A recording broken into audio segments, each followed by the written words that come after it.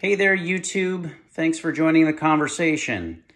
So here is the scenario. You go to your local furniture store and you see for the first time on display furniture that is actually powered. So we're talking sofas and sectionals that have power recliners, charging stations for your cell phones, lights for your cup holders, all sorts of fancy stuff. And it gets you really excited and you go and buy it. And then you get home and you realize, wait a second, I'm floating this sofa in the middle of the room. It's not going up against a wall where there's an outlet that I can easily plug into. So you ask yourself, well, what do I do? How do I make this work? And there are basically two options. The first option is you can, in some cases, hire an electrician to install an outlet in the floor. And you would position that outlet to be ideally under the sofa so that all of the plugs are concealed. To accomplish that, you'd need to have in the space below the room that you want to put the sofa in, you'd have to have an open ceiling like this, where the electrician can gain access to the space below and run the wiring to install the plug. You could also have a drop ceiling like this, suspended ceiling, where they can pop the tiles out and gain access to the space above. If you have a finished plaster ceiling, it gets a little bit trickier, but it can be done as well. I have an example of this in another part of my house, so I'll take you up there and show it to you. Okay, so here we are now 2 floors up in my home office, and what you can see already from here is the plug that's in the floor. And I'm gonna get down on my belly so you can get a close look at it. These can be installed in locations with carpet or with, hardwood flooring or vinyl plank flooring. Whatever the case may be, you have an option that you could potentially go with here. The one downside that I'll point out is that once you pick your location and install it, if ever the furniture configuration changes, that outlet may no longer be in an optimal location. And that's actually the case here in our home office. My hunch is that the previous owner installed that outlet based on the placement of some furniture that they had. But here we are, the new owners, and I probably would have picked a different spot for that.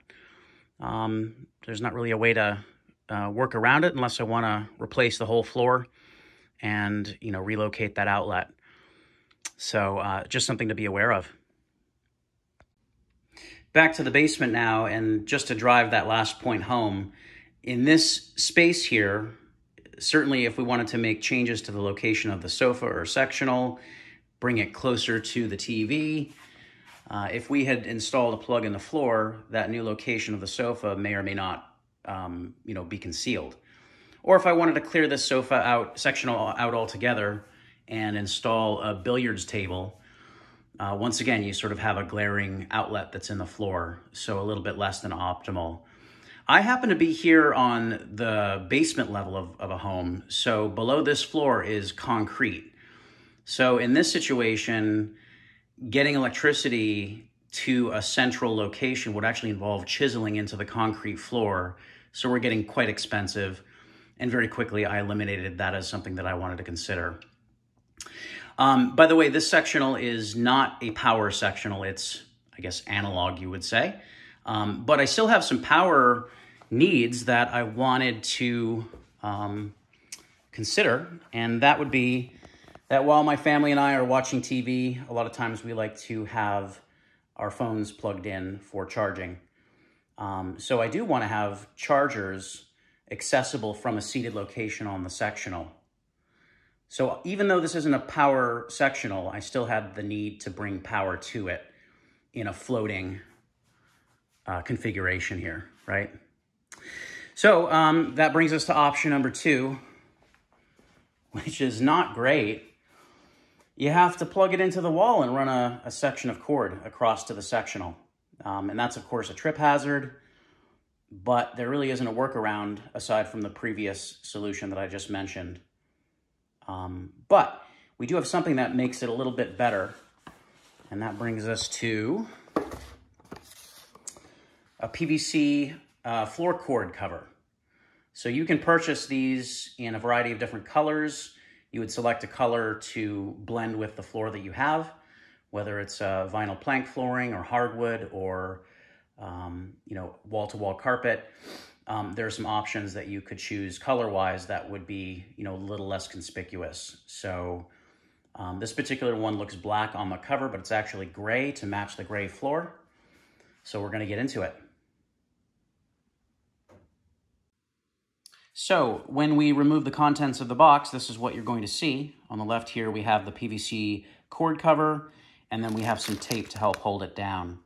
Also not included, but something that you will need, scissors. So we'll be using that as well. One thing that they like to point out here is when they ship this, it's coiled like so. And so it sort of retains that memory, right? It wants to be that shape. So one thing that they suggest is that you reverse coil it, meaning, coil it in the other direction for a period of time. So that's exactly what I'm going to do here. And I'll show you what comes next, which is to place it back in the box in this new position for about 15 minutes. Okay, and then just walk away. While the cord cover is learning its new shape, we're going to take advantage of the downtime. We're going to clean the floor. So I've got some mild detergent sprayed onto a paper towel. I'm just going to wipe this really good. Make sure that the surface is clean so that the adhesive has something to grab onto, makes a good bond. And that's all it takes there. That's it.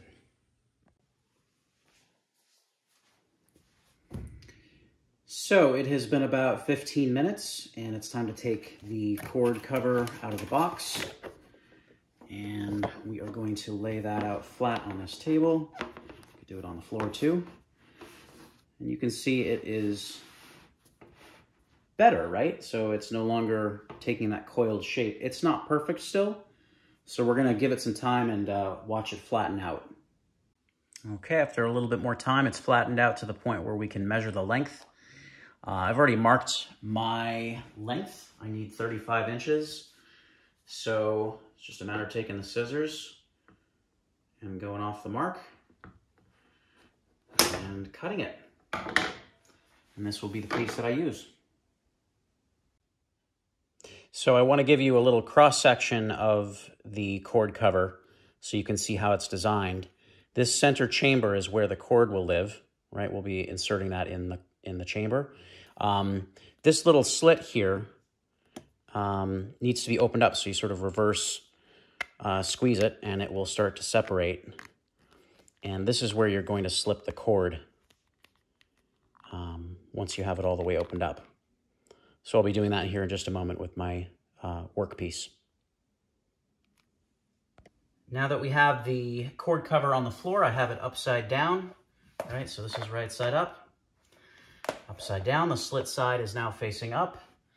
And what we can start doing is feeding the cord in, making an effort to try to keep the cord from getting twisted inside, just so that it lays flat.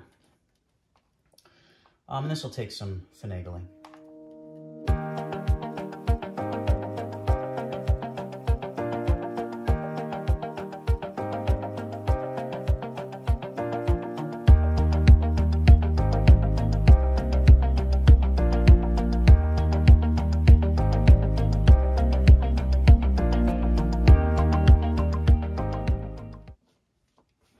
And the cord is now fully encased by the cord cover.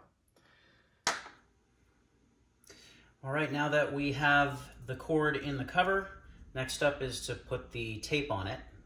So this is a double-sided tape. We're just going to start at one end, apply it right down the middle, like so.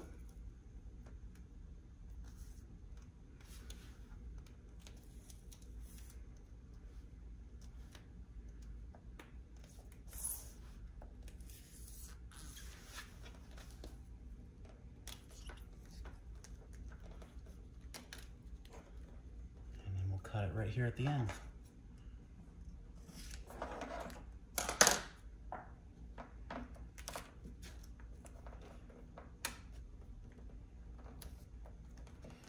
Right, press it flat.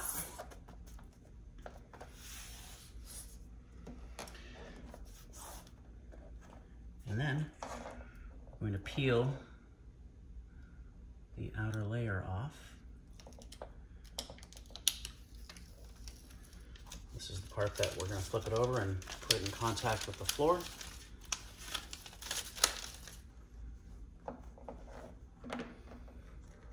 And in my case, I'm following the lines of the grain, or the seams between the pieces of vinyl plank flooring, just so I can follow those horizontal elements.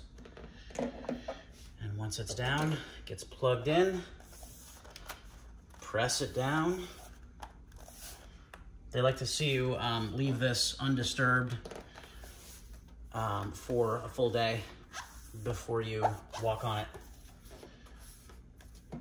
just so that that adhesive on the tape can really set into the floor. Anyway, we have effectively removed the trip hazard with this. Yeah, it's sort of in the same color tone as the floor, so it doesn't fully disappear, but at least it's better than having the white cord come all the way across. I don't know, what do you think? Yeah, I'm happy with it. That's pretty cool. I couldn't end this video without talking a little bit about these guys right here. So the whole point of having the power coming off the wall and under the sofa to these locations is so we can have little charging ports here. But I repurposed these. I already had these little cord catches from another part of my house. I love these. They're so cool. They've got a nice weight to them. And, you know, the idea is that you have a place to put the end of your cord so you always know where to look for it. Some of these that you can purchase now have little adhesive strips on the bottom that you can affix to, you know, a surface like a table like this. So I may do that. And I have to say, too, with floating sofas, it's not uncommon to have a console table behind it just to dress up the back a little bit. And what a great opportunity to, you know, use these little cord catches to sort of manage that. Anyway, I'll throw some links to some similar products on Amazon for these, and also some links for the different options on these vinyl PVC cord covers. They do come in different lengths and different finishes, so I'll throw a selection together to view in the description. Anyway, thanks for watching.